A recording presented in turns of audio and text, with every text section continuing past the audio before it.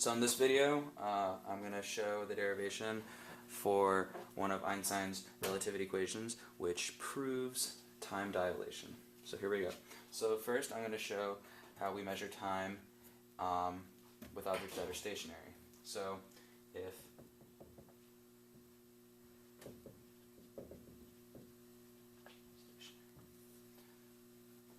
if we take a box, for example, it's got a beam of light, it goes up, hits a mirror, and comes back down.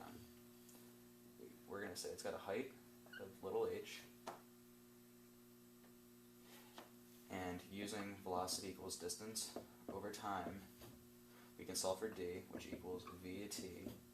And we can say, because it goes up and down, that it's 2 little h equals the velocity, in this case being the speed of light, c, equals the time at rest. And that's how we use what we use to describe objects that are stationary. However, things are a little different when we talk about time in motion. Time in motion is a little different.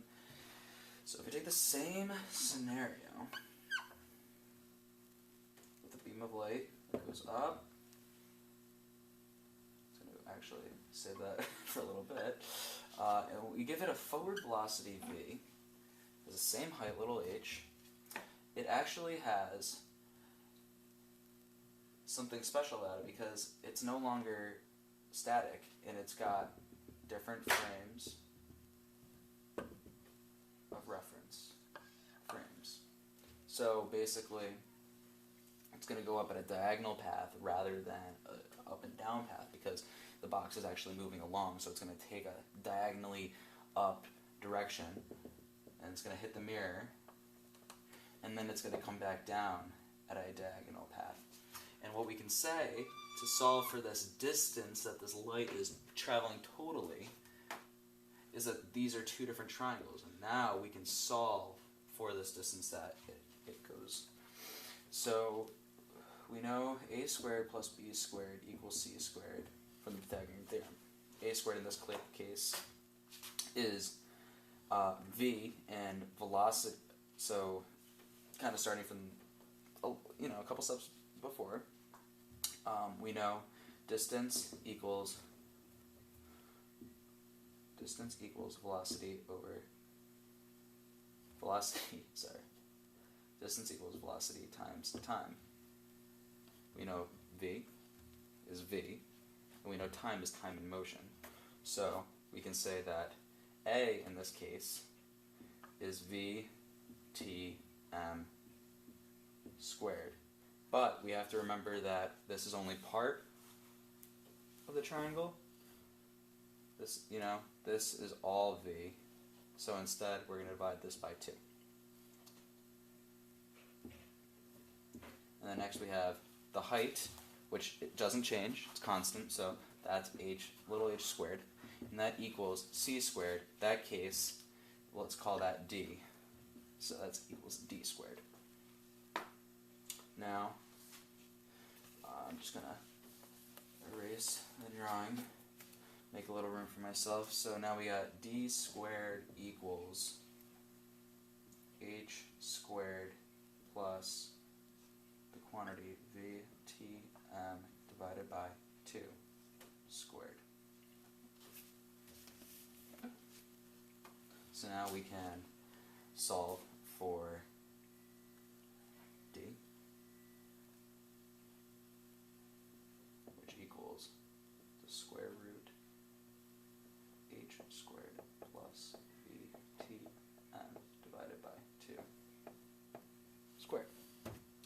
Now, but we have to remember, this is one triangle we are talking about. This is d. We have two triangles, both with the height h and both with velocity v. It's constant.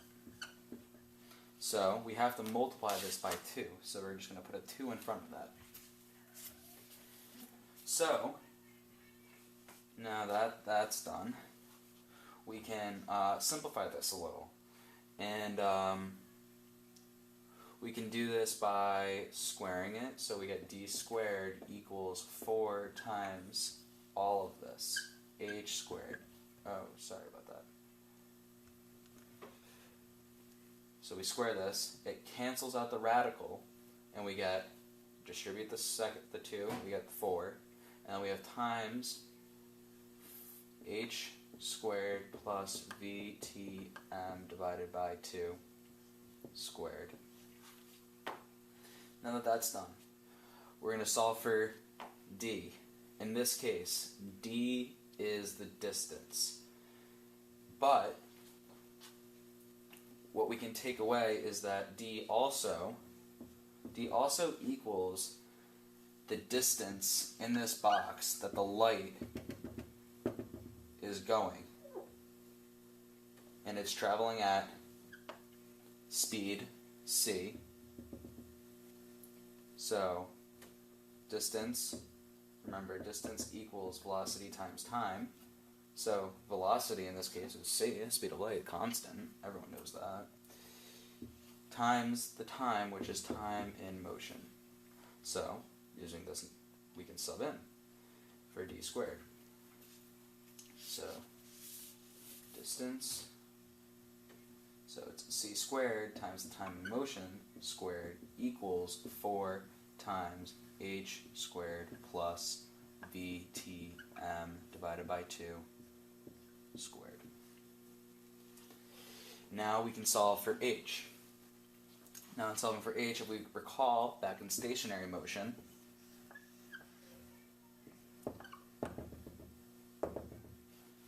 the distance, little h, equals 2h times the time at rest times the speed at which the light is going, which is c, again, a constant. So we can solve for h. H equals trc divided by 2. We can substitute in. We get c squared tm squared equals 4 times trc divided by 2 squared plus vtm divided by 2 squared, parentheses. Now we can do a little more simplification. We get c squared tm squared equals, distribute the square root to both, trc divided by 2 and vtm divided by 2, and we get 4 times tr squared c squared divided by 4 plus v squared tm squared divided by 4.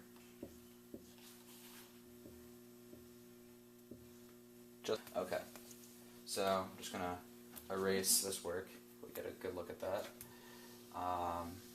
So now I'm going to distribute this 4 to each of these, and we get c squared tm squared equals 4 tr squared c squared divided by 4 plus 4 tr squared c squared. Sorry about that. It's not that.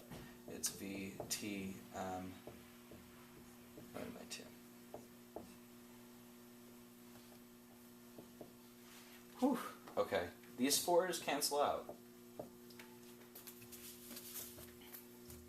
And we get c squared tm squared equals tr squared c squared plus v squared tm squared. We can do simplification, divide by c squared, and when it's all said and done, we get tm squared equals, these c squareds cancel out, we get tr squared plus v squared divided by c squared times tm squared. Tm squared divided by all of this, you get 1 equals tr squared divided by tm squared plus v squared c squared. More 1 minus v squared divided by c squared equals tr squared divided by tm squared.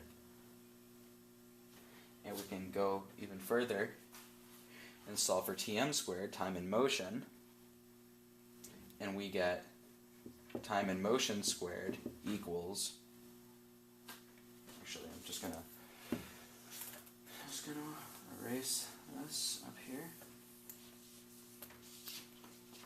this up, we get time and motion squared equaling times that, divide by that, TR squared divided by 1 minus V squared divided by C squared.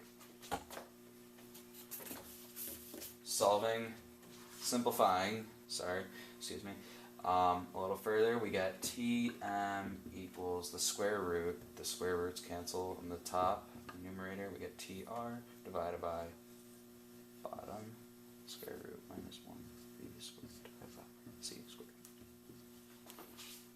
And that's the derivation.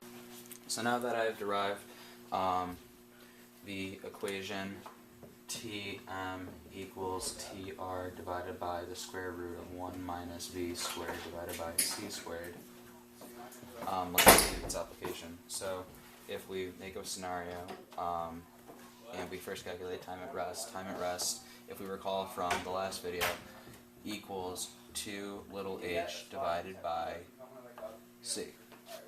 We pick a height, say, of this imaginary box, and say that's 6. If we do TR equals 2 times 6 divided by C, we get time at rest equals 12C. We do that out, you get about 4.0 times 10 to the negative 8th. Now that's an extremely small amount of time. But if we apply the same example using time and motion, now say we have the same box, the height is 6, and we give it a velocity of, say, 0.8 c, radical speed. So we get time in motion equals the time at rest, which we already calculated, which was 4.0 times 10 to the negative 8th, divided by the square root of 1 minus, we gave it a velocity of 0.8 c, we square everything, we get 0.64 c squared divided by c squared. The c squareds cancel.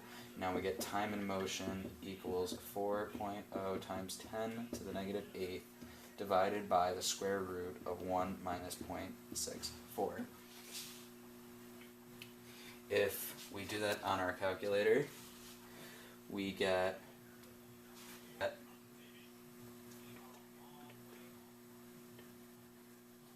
6.67 times 10 to the negative 8th, which is a greater number, meaning that this is a greater time.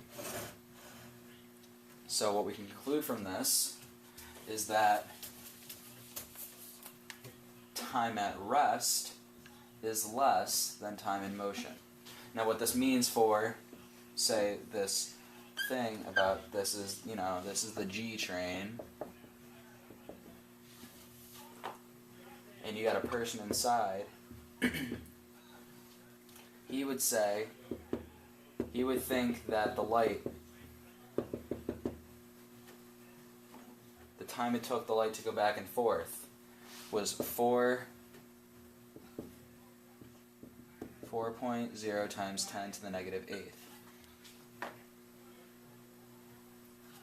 However, say a spectator's on the outside, and he's looking in, he would say that time in motion, actually the train is moving, so in his perspective, he actually thinks that the time it took was 6.6 seconds times 10 to the negative 8th. Nobody's making a mistake. Person A and person B are equally correct and equally wrong. In other words, there is no right answer. In his perspective, relative to his motion, the time it took was 4.0 times 10 to the negative 8th. However, the person looking in says, no, time in motion is, you're actually moving, so it's actually slower. It's actually taking the light a longer time. No one's wrong, no one's right, it's all relative.